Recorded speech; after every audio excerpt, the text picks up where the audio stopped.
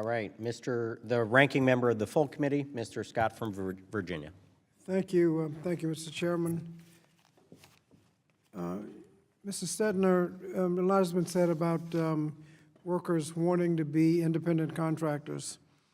And let me just check. If you're an employee, you get minimum wage. You're entitled to minimum wage. Is that right? And if you're an independent contractor, you're not. That's correct. If you're an employee, you're entitled to overtime. And if you're an independent contractor, you're not. That's correct. If you're an employee, if you lose your job through no fault of your own, you're entitled to unemployment compensation. That's correct. And if you're an independent contractor, you're not. If you get hurt on the job, if you're an employee, you get workers' comp. That's correct. And if you're an independent contractor, you don't. That's correct. If you're an employee, your employer pays part of your Social Security responsibility. That's correct. And if you're an independent contractor, you have to pay it all yourself. You pay the whole thing. Your safe workplace under OSHA, you're entitled to a safe workplace under OSHA. If you're an employee, it doesn't apply to independent contractors. For the most case, yes. If if the employees have health and pension benefits, if you're an employee, you get those. If you're an independent contractor, you don't. That's correct. And we just heard if you spend hours in training, if you're an independent contractor, you get to volunteer. If you're an employee, you actually get paid for the time you spent in that kind of training. Is that right? That's correct. What are the advantages? So you lose all that. What are the advantages of being an independent contractor?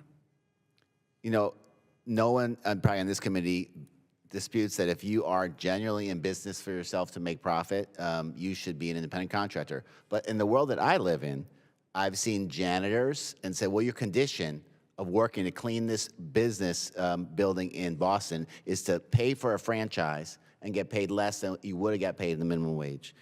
In the world that I live in, we found dishwashers in a restaurant in Minnesota who were given the privilege of washing dishes because they had a business and that was their skill.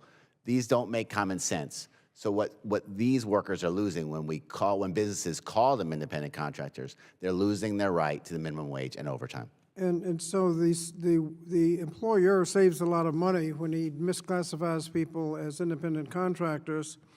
And so do workers, in your opinion, want to be independent contractors, or are they relegated to be independent contractors because the businesses only will hire them if they call themselves and agree to be independent contractors so the businesses can avoid the costs? There are just so many myriad examples of businesses misclassifying their workers independent contractors, and those workers really having no choice, and it's really to cut corners and to increase their profits. The Department of Labor is going through staffing reductions. Economic Policy Institute suggests that more than $50 billion could be stolen from workers through wage theft. What would the impact of reductions at the wage and hour division have on the ability to recover stolen wages for workers that have earned them? We have just about one investigator for every 250,000 workers in the economy. Already, DOJ has canceled leases for offices across the country. That means that the few investigators we have are going to have to drive hundreds of miles to investigate. They're not going to be there to answer calls from employers seeking to comply or workers seeking to complain. So it's going to increase the amount of wage theft that goes unchecked in our economy. We've had headlines about a recent dip in the stock market.